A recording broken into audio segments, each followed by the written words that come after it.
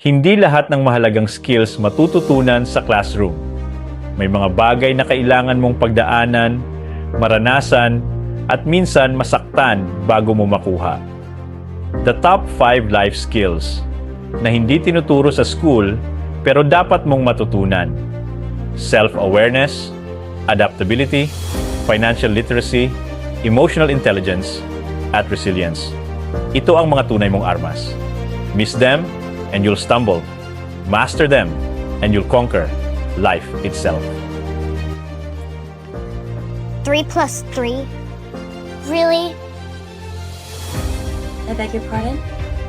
What kind of school is this anyway?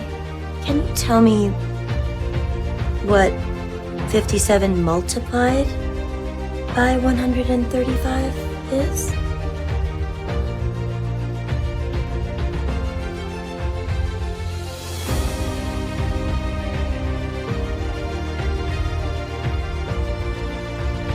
Okay. Who can tell me what? 7,695. The square root is 87.7. And change. Now what does ad nauseum mean? Hi, I'm Coach Jay, and welcome to my channel. Okay, let's go.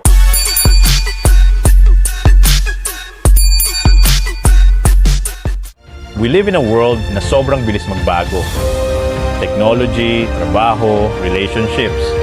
Hindi sapat ang diploma kung wala kang kakayahang mag-adjust, mag-manage ng sarili, at mag-handle ng tao sa paligid mo. These 5 skills are not written in textbooks, pero sila ang tunay na foundation ng success. They are learned through mistakes, failures, and real-life experiences. Kapag na-master mo sila, hindi lang ikaw ang aangat. Pati mga tao sa paligid mo, madadala mo pataas. Can I say something? I'm the type of person, if you ask me a question and I don't know the answer, I'm gonna tell you that I don't know. But I bet you what? I know how to find the answer, and I will find the answer. Is that fair enough? Chris, what would you say if a guy walked in for an interview without a shirt on? And I hired him. What would you say?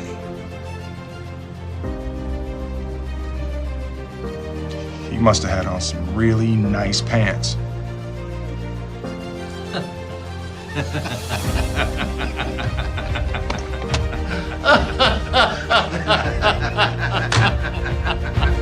Self-awareness is the mirror you can't escape. It's knowing your strengths, weaknesses, and values. Hindi ito natuturo sa classroom. Natutunan mo ito kapag nagkamali ka, kapag may taong nag-call out sa'yo, at kapag natutunan mong tanggapin ang sarili mo. Sa kabataan, it starts with curiosity. Sa adulthood, it becomes reflection. Adaptability is the survival kit. The world changes, jobs disappear, industries evolve, relationships shift. Hindi mo ito makukuha sa lecture notes. Makukuha mo ito sa pagharap sa pagbabago. Learning adaptability means embracing uncertainty and turning it into opportunity. Financial literacy is the invisible backbone. Hindi ito tinuturo ng math teacher mo. Ito ay natutunan sa unang sahod, sa utang na hindi mo mabayaran, at sa savings na unti-unting lumalaki.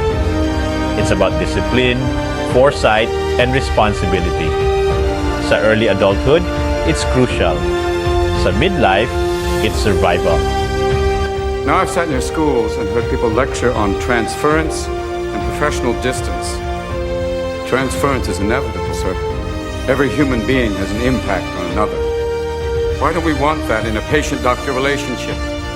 That's why I've listened to your teachings and I believe they're wrong. A doctor's mission should be not just to prevent death, but also to improve the quality of life. That's why you treat a disease, you win, you lose. You treat a person, I guarantee you'll win no matter what the outcome. Hey, buddy, just a quick one. If you like it here, please subscribe and follow me for more videos. Emotional intelligence is the bridge between you and others. Hindi ito graded exam. You will learn this in heartbreaks, sa conflict, sa teamwork. It's the ability to empathize, to listen, and to manage emotions.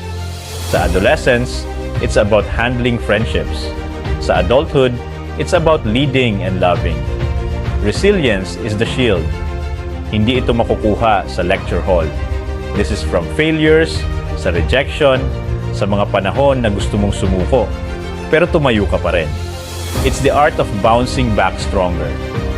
Sa lahat ng stages ng buhay, resilience is the thread that keeps you moving forward. These 5 skills are not electives. They are the hidden curriculum of life. Each one is learned through experience, sharpened by struggle, and proven by time. Together, they form the real diploma that no school can give. Final message. Life's most important skills are not handed to you, they are earned. Self-awareness teaches you who you are, adaptability shows you how to survive, financial literacy secures your future, emotional intelligence connects you to others, and resilience keeps you standing. These are the skills na dapat mong dalhin hanggang huling hininga. Hindi sila nakasulat sa report card, pero sila ang tunay na sukatan ng success. At the end of the day, the world will not ask for your grades. It will ask if you can rise, connect, and endure. That's the kind of diploma na walang expiration. Who is the strongest in class? Jeron, come on up, please. I'm going to give Jeron a prop, and he's going to try to knock it off the table. Ready, Jeron?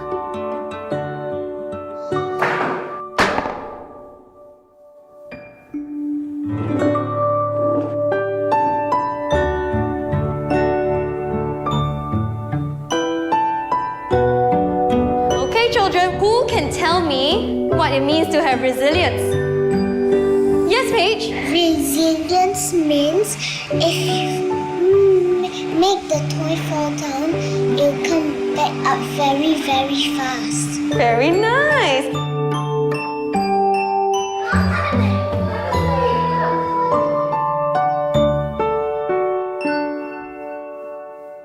Thanks for watching. Don't forget to subscribe and follow me for more videos.